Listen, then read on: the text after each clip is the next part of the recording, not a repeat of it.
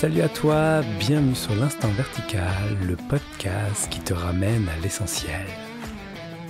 Ouvre bien grand tes oreilles, installe-toi confortablement et laisse les mots t'inspirer profondément.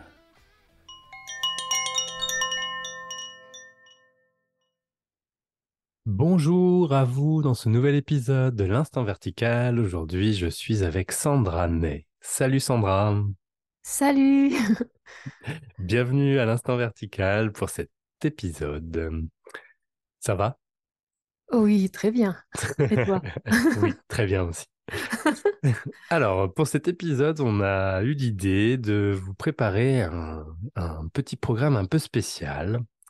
Nous allons vérifier ensemble les présupposés. Ça veut dire que nous avons énormément de présupposés et Sandra va se charger d'aller vérifier s'ils sont vrais ou non. Autant vous dire, on se doute bien que si on fait ça, c'est que généralement, ils sont pas vrais. Mais on va aller vérifier, on va essayer d'aller le prouver. Ça te va, Sandra, si tu essayes de prouver ça par les mots, par l'invitation à l'expérience? Allez, oui, essayons. Alors, juste pour mettre un petit peu de contexte pour que Sandra, si vous ne la connaissez pas, vous puissiez situer. Sandra, je te présente de manière succincte et tu rajoutes des trucs si tu as envie. Mhm. Donc Sandra, toi tu partages depuis pas trop longtemps sur l'éveil, l'aspect non-duel. T'as eu un chemin spirituel qui t'a amené auprès de Arnaud Desjardins, auprès de différents sages comme Mooji et Pierre Léry-Guimet aussi avec l'ashram du cœur qui t'a mis en lumière, on va dire, le fait que tu pouvais partager, que tu en avais envie. Aujourd'hui, tu accompagnes des personnes à avoir l'évidence de, de la simplicité de la réalisation, on pourrait dire. Je vais le dire ça comme ça, tu verras si tu es d'accord. Et comme tu es aussi depuis 15 ans thérapeute, tu as une approche vraiment ouverte dans l'accompagnement qui prend vraiment soin et qui est, qui est fluide, t'es dans ton élément. Voilà. Je- donc, tu accompagnes des personnes comme ça autour de la présence et de l'éveil. Ça te va comme présentation? Ah oui, c'est ça. Super. Eh bien, si c'est ça, passons à la vérification des présupposés. Alors, Sandra, quel est selon toi le premier présupposé que tout le monde, on va dire tout le monde, hein, comme ça fait un truc global, mais que tout le monde a, que tu rencontres le plus souvent? Oui, la plupart du temps, je remarque que ce qui conditionne vraiment ce moi déterminé qui prend de la place, c'est le temps. Est-ce qu'on vit à un autre moment que maintenant? Parce que quand on a cette idée, enfin, quand on vit dans un temps, c'est comme encombrant parce que on pense beaucoup au futur, au passé. Euh, c'est beaucoup de rumination mentale. Alors que si vraiment on vérifie, est-ce qu'il y a vraiment un temps? Est-ce que j'ai déjà vécu un autre moment que cet instant? Ben, on vérifie. Alors souvent, ce que je propose, c'est on le fait de façon très ludique, hein, mais à force de le faire, il y a une évidence qui apparaît et ben, on peut que se déposer là. C'est-à-dire que par exemple, eh bien, on va compter jusqu'à 3 et de tout notre cœur, hein, vraiment, on essaye vraiment, vraiment d'être à un autre moment que maintenant. Par exemple, Et on s'imagine au petit déjeuner ou à un moment plus tard. voilà, on choisit un temps, on convient ça entre nous, et puis voilà, de toutes mes forces, j'ai vraiment envie d'être à cet après-midi quand je vais aller me promener. Et on compte jusqu'à 3. Un, 2, 3. Allez, de toutes tes forces. Ben non, ça reste qu'une pensée. On peut peut-être imaginer la promenade, mais on n'est que maintenant. Ce n'est qu'une pensée. On n'a jamais vécu un autre moment que maintenant. Et quand on fait les choses comme ça à contre-courant, c'est-à-dire essayer, eh ben, ça s'impose en fait. Il n'y a que maintenant. Et alors maintenant, qu'est-ce qui se passe? Ben, il y a juste des pensées, des couleurs, des odeurs, des sensations corporelles. Voilà, ça simplifie, vraiment. Souvent, on s'encombre, on s'encombre. On vit comme un double rêve, on vit dans nos pensées, on ne vit pas maintenant. Alors que maintenant, c'est simple et il y a juste une pensée qui apparaît. Et cette pensée, elle peut avoir un goût de présent ou un goût de de passé ou un goût de futur, c'est ça? Voilà, c'est ça. Hmm. Et on ne s'en rend pas compte, mais on est toujours à hier, oh, il m'a dit ceci, ou il s'est passé cela, si on n'est pas d'accord avec ce qui s'est passé, par exemple, et ça revient, on n'est plus du tout maintenant. En fait, quand on est vraiment dans l'instant, il y a une paix profonde qui apparaît parce que en fait, rien ne colle, on va dire, énergétiquement, mentalement. Ce qui s'est passé il y a un quart d'heure n'a tellement plus d'existence. Mais c'est quoi le problème en fait? Voilà. Quel est le problème de ce qui s'est passé il y a un quart d'heure? Ça n'existe plus. Sauf si il y a encore, par exemple, une émotion qui apparaîtrait à ce qui s'est passé il y a un quart d'heure. Mais ça s'accueille, c'est tout. Enfin, c'est juste des sensations corporelles. Donc, dans maintenant, dans cet éternel instant-là, c'est juste quelque chose qui s'accueille. Mais tout s'accueille tout seul depuis la conscience. Il faut réaliser qu'on est une conscience tranquille qui n'a pas de problème à accueillir tout ce qui est. Car tout ce qui entre en manifestation depuis elle-même s'accueille de fait. Donc dans l'instant, c'est d'une simplicité déconcertante en fait. Hmm. Oui, donc Vraiment. c'est tout est là maintenant et que tout ce qui prendrait une forme de passé, donc c'est déjà soit souvent de la mémoire. Et si j'essaye d'aller creuser un petit peu plus dans ce présupposé, voilà, histoire de t'embêter un petit peu, donc tu évoquais par exemple le fait, voilà, il s'est passé quelque chose il y a un quart d'heure, il y a une émotion qui est née, et qui du coup est là maintenant. Du coup, ça crée une sorte de preuve qu'il y a un passé, puisque j'en goûte le fruit du passé maintenant. La preuve, ce serait si on croyait les pensées qui apparaissent. Mais ce qu'il y a juste maintenant, c'est l'émergence d'une sensation corporelle. Hmm. Si on rajoute pas une histoire à une histoire, donc y penser, enfin tu vois, il y a un mouvement pour s'en souvenir, alors que c'est juste une sensation corporelle. Ça coince peut-être dans le plexus, dans le ventre, dans la gorge, c'est quelque chose qui n'a pas été exprimé, mais rien de plus si on rajoute rien à ça dans l'instant. Du coup, c'est un Il y mouvement a dans une l'instant. contraction, voilà, une contraction dans quelque chose qui n'est pas contracté. Il faut sentir aussi qu'autour du corps, il n'y a pas de contraction, hein. Voilà, mais même le corps, il n'est pas vraiment dense. On pourrait en parler de ça aussi, mais bon, c'est pas le sujet aujourd'hui. Mais il y a juste une contraction dans un espace non contracté. Ouais.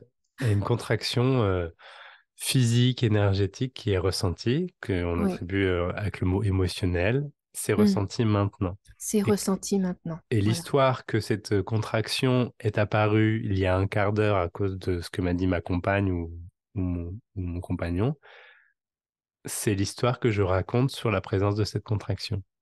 Oui, voilà. C'est une pensée ajoutée. Il faut penser pour donner de l'existence à un passé ou à un futur.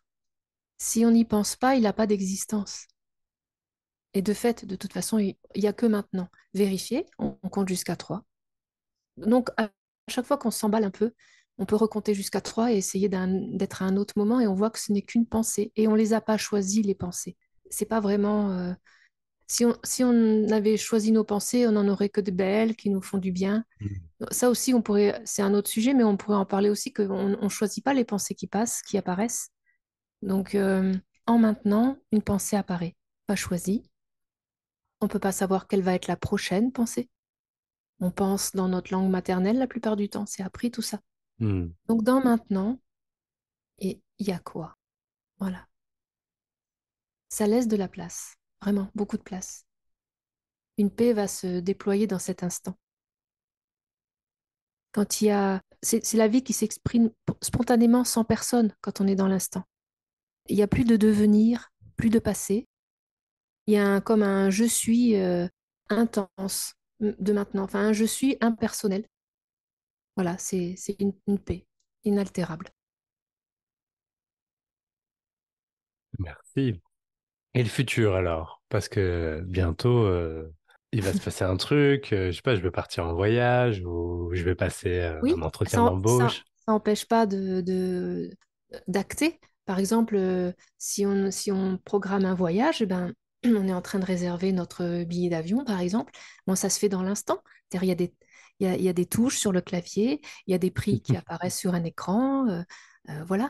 Il y a peut-être une pensée qui s'imagine déjà sous un palmier ou je ne sais quoi, mais c'est tout dans l'instant. Voilà. Il y a des perceptions. Ça fait pas de ça un temps. Et oui.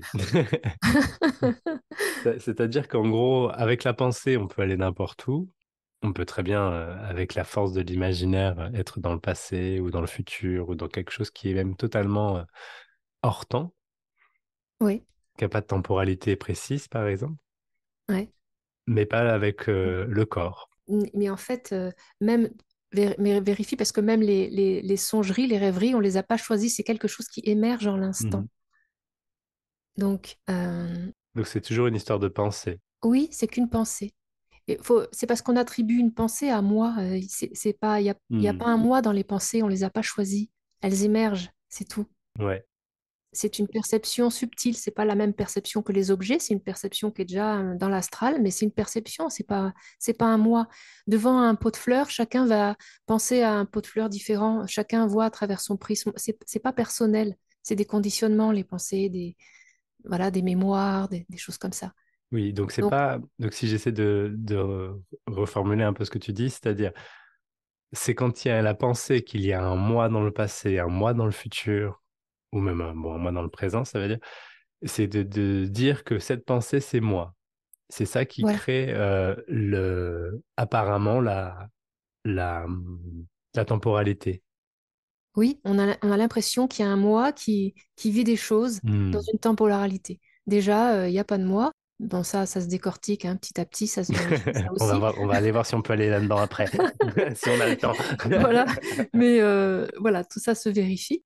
Mais il y a vraiment que maintenant. Il y a que maintenant et il y a des perceptions en maintenant. Et c'est pas des perceptions personnelles, on pourra toujours le vérifier, ça aussi. Il n'y a Hmm. rien de personnel dans ce qui apparaît. C'est éphémère. Si ce qui apparaissait, c'était nous, on disparaîtrait en même temps que ça disparaît. Une pensée, si c'était nous, une fois qu'elle s'évanouit, qu'est-ce qui reste? Si on était les pensées, il y aurait une partie de nous qui disparaîtrait en même temps. C'est que des perceptions en cela que je suis, dans cette tranquillité.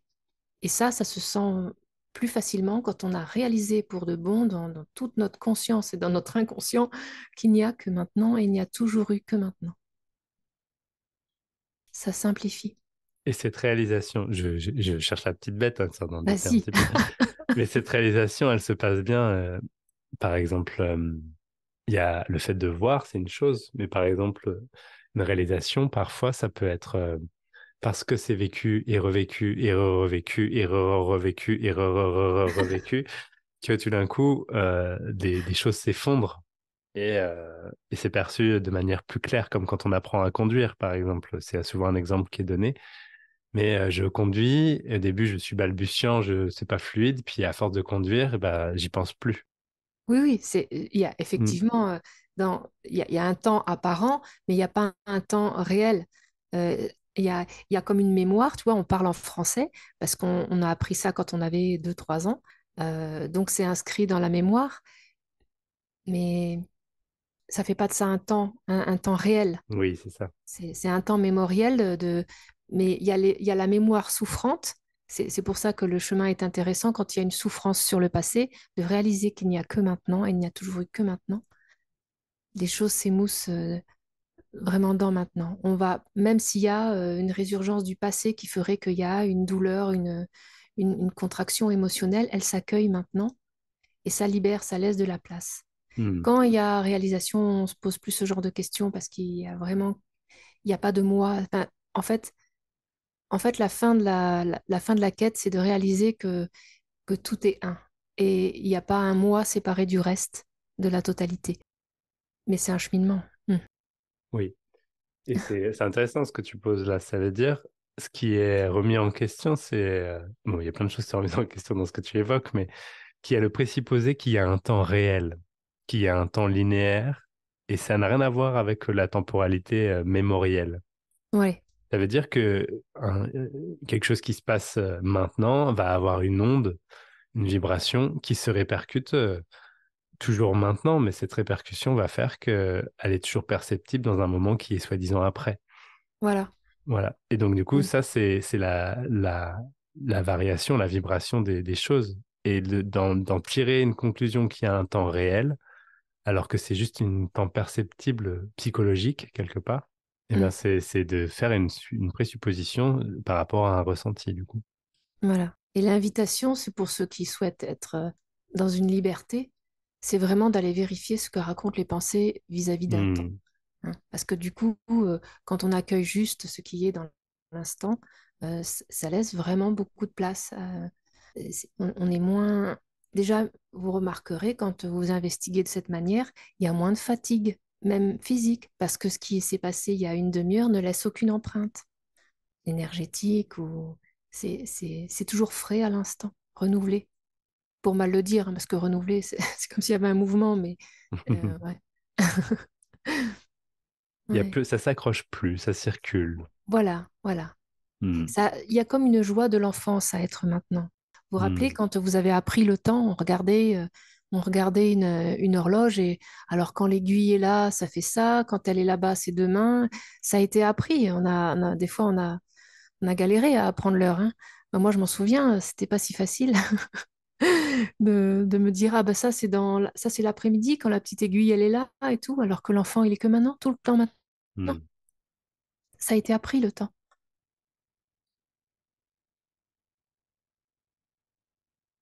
Merci Sandra. Présupposé numéro 2.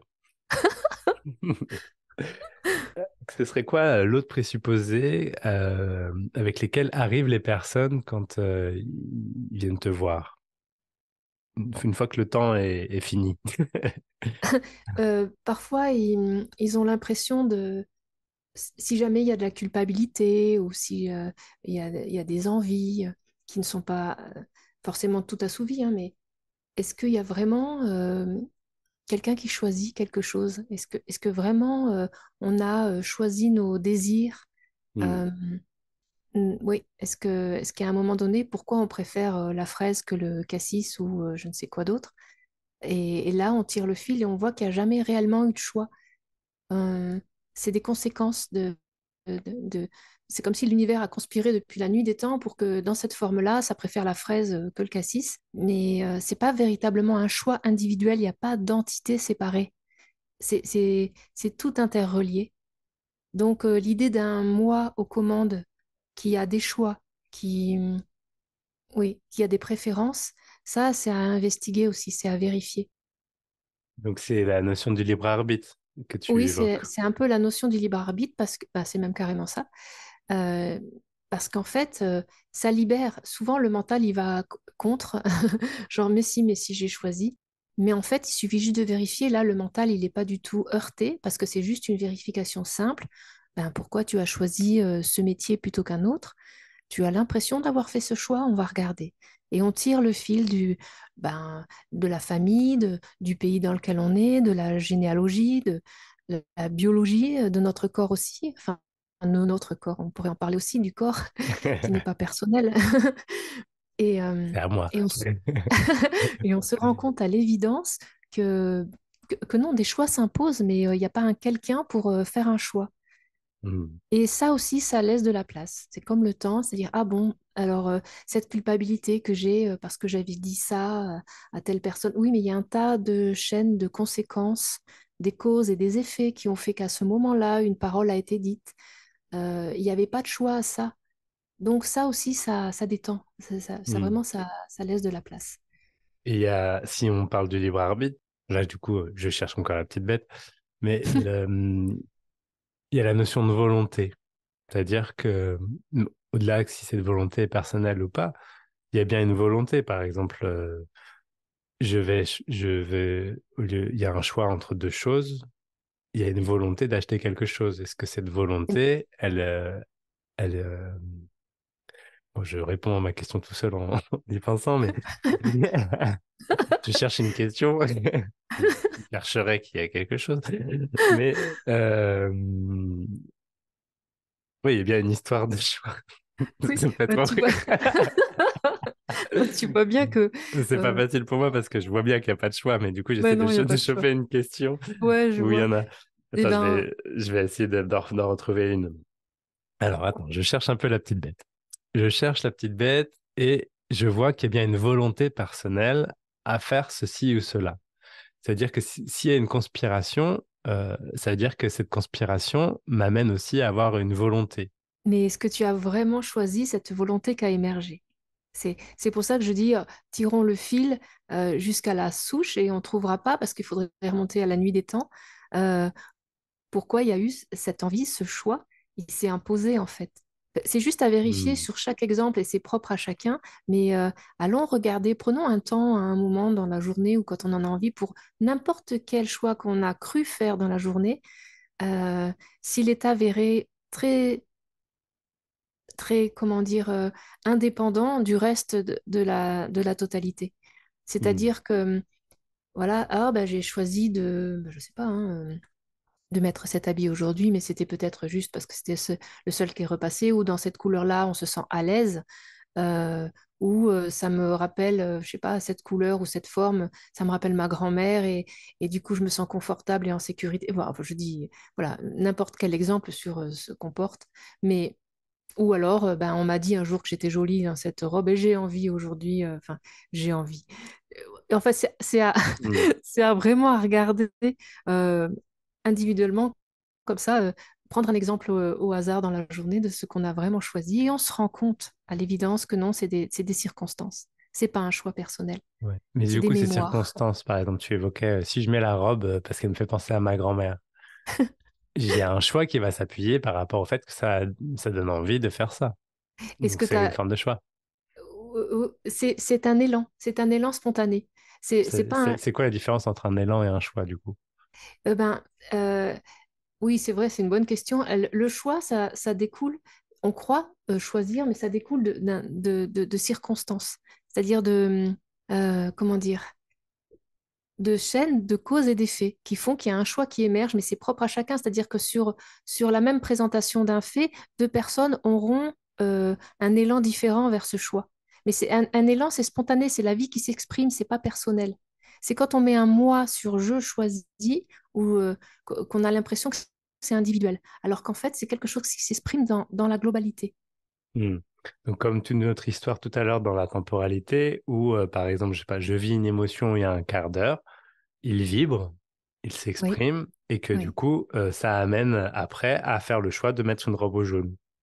Ça veut dire oui, qu'il est voilà. apparu d'une manière ou d'une autre, peu importe l'histoire qui est mise dessus. Et ce mouvement en mouvement, du coup, ce mouvement amène à des nouvelles, enfin, il rentre en résonance avec d'autres choses, etc. Et ça fait un semblant de choix. Voilà, c'est ça. Hmm. Quelque chose émerge. En fait, cette notion de libre arbitre, c'est quand on croit qu'il y a encore un moi aux commandes.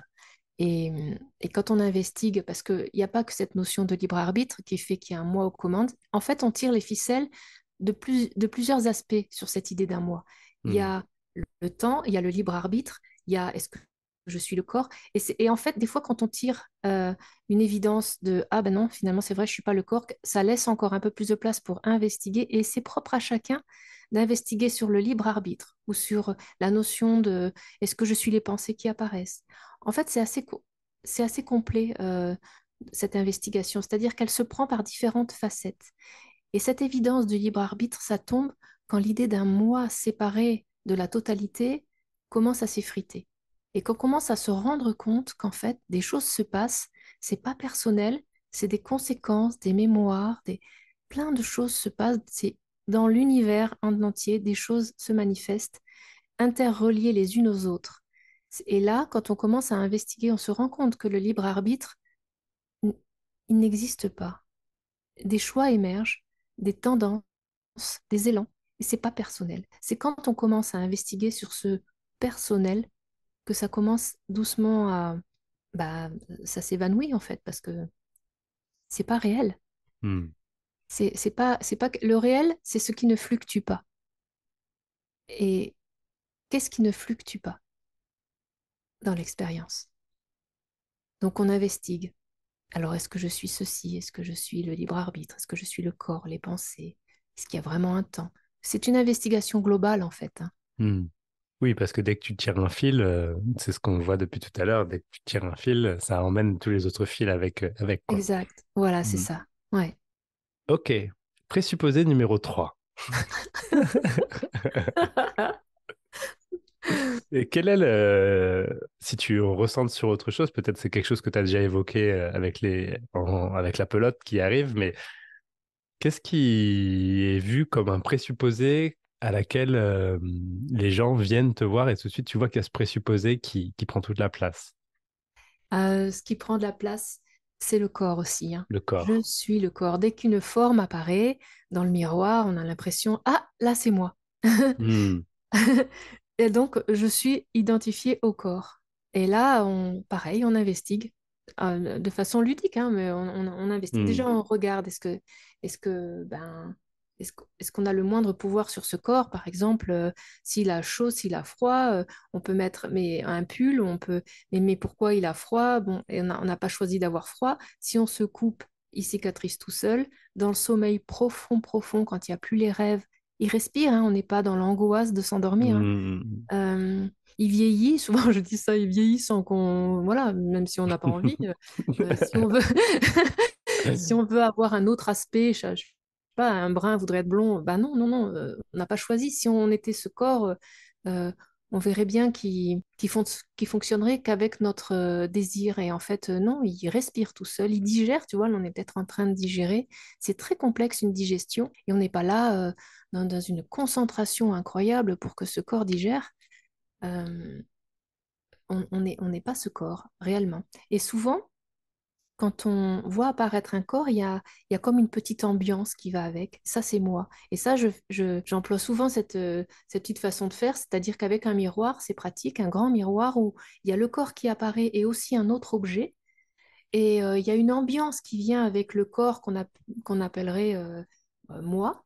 Et autre chose avec, je sais pas moi, un pot de fleurs qui serait aussi en reflet dans le miroir. Hmm. Il y a une autre ambiance qui vient avec.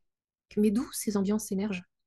Pourquoi sur cette ambiance avec un corps, on dit que c'est moi, et l'ambiance qui vient avec un pot de fleurs, parce que ça a une odeur, je ne sais pas, où on met une petite ambiance. Il y a l'objet perçu, mais il y a aussi une petite ambiance qui vient avec. C'est subtil. Et pourquoi sur une certaine ambiance on met un moi et pas sur l'autre? Alors que ça, c'est juste une perception en cela que je suis, Hmm. dans cette paix. Mais il faut peut-être aussi sentir déjà cette paix dont on parle, ce être, cette Hmm. conscience. Oui, tu veux dire que pour ressentir, pour voir que le corps fonctionne tout seul, etc., ça demande déjà de ressentir une forme de paix. Sinon, c'est compliqué. Disons que c'est plus facile quand on a commencé à investiguer, vraiment à sentir cette paix qui est toujours là, qui est intouchable, intouchée, vraiment Hmm. tout le temps, tout le temps. Et ça aussi, on peut le vérifier.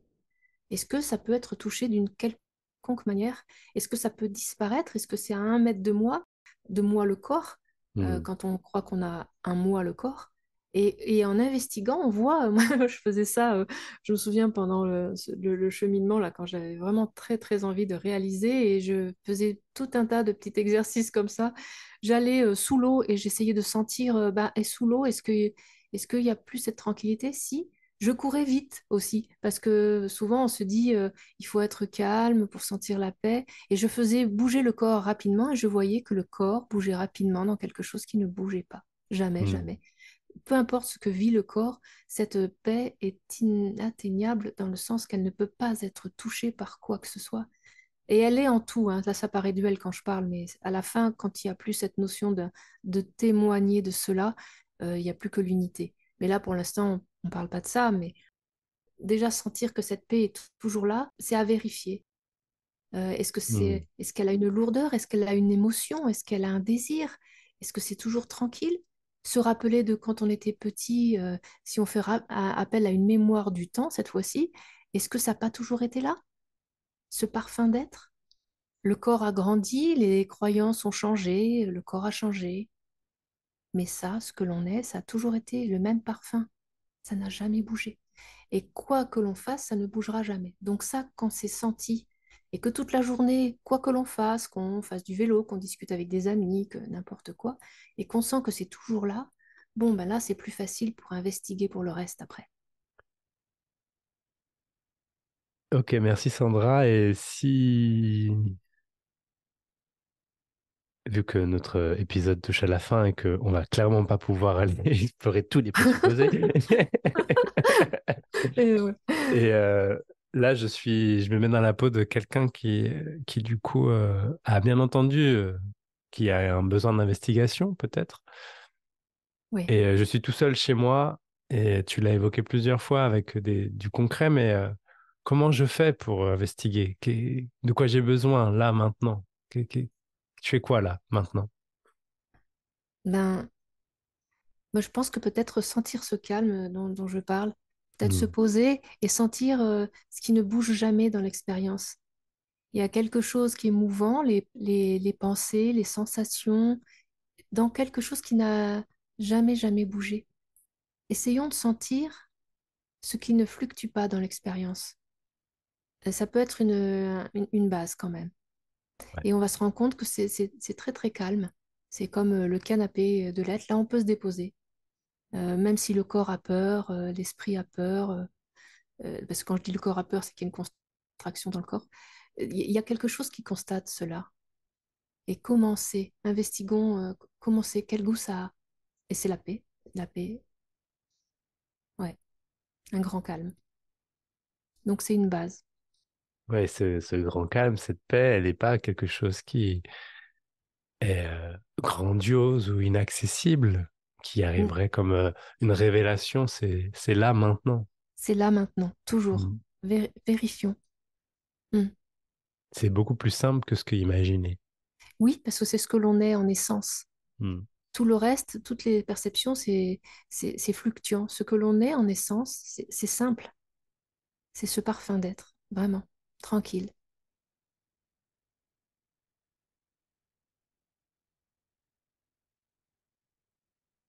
Eh ben, merci beaucoup, Sandra, de t'être prêtée au jeu de la vérification des présupposés. On n'a pas tout vérifié, mais Non, loin de là. Et on voit bien que quand on tire la ficelle, il y a la oui, pelote ouais.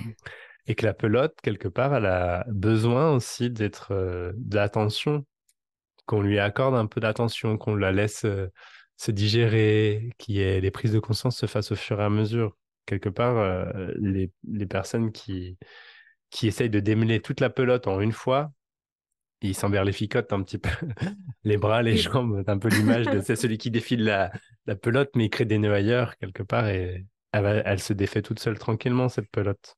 oui, voilà. En vérifiant tranquillement, Hmm, ça se détricote tout seul, oui. Oui. Parce que ce que l'on est en essence, c'est vraiment cette grande tranquillité qui imbibe tout, hein. Après, il y a l'unicité après. Quand il n'y a plus quelque chose qui témoigne, il n'y a plus que l'un. hmm. Et c'est ce que l'on est. Donc, c'est pas loin à chercher, hein. C'est vraiment tout près, tout près. Ouais, c'est tellement près Ouais, c'est que tu ça. sais, c'est un peu comme regarder un éléphant dans un couloir. Mais tu vois, C'est ça.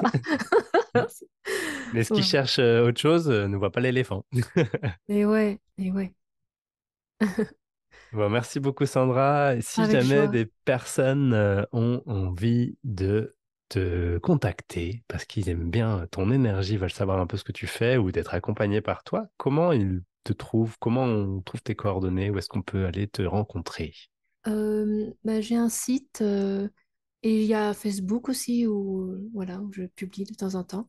D'accord. Et Et donc ce voilà. site, tu peux l'énoncer?